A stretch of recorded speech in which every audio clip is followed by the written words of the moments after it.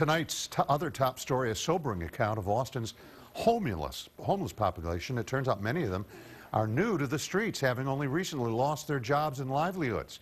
Tonight, volunteers are out counting the homeless, the numbers used to allocate federal funding. Jacqueline and Glaze joining us with the story. Now, David, volunteers have been combing parts of Travis County for 6 hours today. Last year, we saw more than 2,300 people categorized as homeless in our area, and volunteers told me they're expecting to see similar numbers again this year.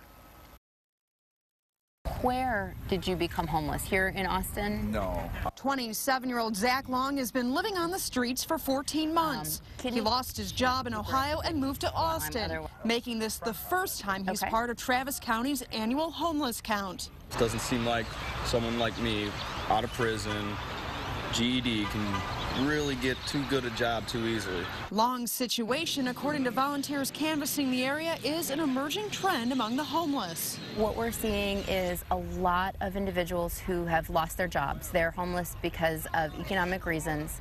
Clark says only a few of the homeless people she's encountered are on the streets because they're mentally ill, drug addicts, or veterans.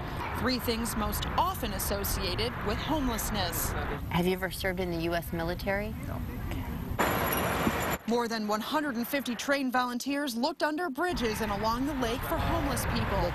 Those searches turned up little, but parks and the Occupy Austin camp at City Hall is where Clark found the bulk of Austin's homeless. About 10 to 12 individuals at Occupy Austin were not homeless. Volunteers are taught how to spot someone who is homeless and how to initiate a conversation with them. And while the results may not be 100% accurate, the count is necessary. We have to do a count and we have to turn in the numbers, but we have to do it to get the HUD funding. Long believes that the count shows local leaders care about the less fortunate.